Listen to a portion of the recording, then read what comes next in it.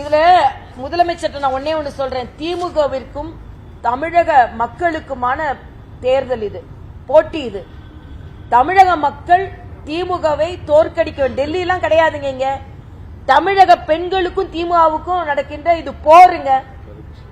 தமிழக பெண்கள் திமுகவை தோற்கடிப்பாங்க. பாதுகாப்பு கொடுப்ப நீங்க 5000 கொடுக்கறேன்னு சொல்லிட்டு அவங்கள பாதுகாப்பாற்ற தன்மை 2-3 நாட்கள்ல நடந்த இந்த பெண் குழந்தைகளுக்கான கொடூரம் தமிழக மக்களுக்கும் திமுகவுக்கும் நடக்கின்ற போருங்க இது.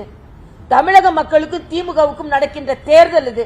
தமிழக மக்கள் திமுகவை தோற்கடிப்பார்கள். இதுல வேற டெல்லி, மும்பை, மகாராஷ்டிரா, மணிப்பூர்னு போயிடுவாங்க. இப்போ நான் சொல்ற பெண் குழந்தைகளின் இந்த பரிதவிப்பு நிச்சயமா இந்த அரசாங்கத்தை இருக்க விடாது என்பது எனது கருத்து. லாக்அப் மரணங்கள் நம்ம ஒத்துக்கலங்க. சாத்தான் குளத்துல நடந்த ஒரு லாக்அப் மரணத்துக்கு இவங்க எல்லாரும் போய் எவ்வளவு பிரச்சனை பண்ணாங்க. ஆனா இன்னைக்கு அந்த அஜித் குமாரோட லாக்அப் மரணம் பிரச்சனை தீர்றதுக்குள்ள அந்த இப்போ ஒரு தம்பிய லாக்அப்ல தவறு செஞ்சிருக்காரு. அவங்க அப்பா சொல்றாரு, தவறு செஞ்சிருந்தா அரசாங்கம் என் பையனை தூக்குல கூட போடட்டுங்க, ஆனா காவல்துறை காலை ஒடிச்சு உயிரை வாங்குவது எந்த விதத்தில் நியாயம் என்று கேட்டிருக்கிறார். ஆக தமிழ்நாட்டில் லாக்அப் மரணங்கள், ஒரு லாக்அப் மரணத்திற்கு ஆட்சி மாற்றம் வேண்டும் என்று சொன்ன திமுக இன்னைக்கு லாக்அப் மரணங்கள் 22 லாக்அப் மரணங்கள் நடந்திருக்குதுங்க. 22 லாக்அப் மரணங்கள். என்ன சொல்றாங்க திமுக இதுக்கு?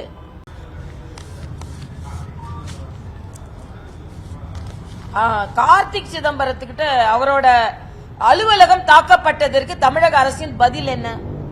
அதாவது ஒரு பாராளுமன்ற உறுப்பினர் டெல்லியில வாக்கிங் போகும்போது அவங்க செயின் காணாம போயிடுச்சு. உடனே டெல்லியே சரியில்லை அப்படின்னு சொல்லிட்டு இருந்தாங்க. ஆனா இன்னைக்கு அவங்களோட கூட பணி செய்து கொண்டிருக்கின்ற ஒரு பாராளுமன்ற உறுப்பினரோட இடம் தாக்கப்பட்டிருக்கிறது. கார்த்திக் சிதம்பரம், ஒரு பாராளுமன்ற உறுப்பினரின் அலுவலகத்திற்கே பாதுகாப்பு இல்லாத சட்டம் ஒழுங்கு நிலை.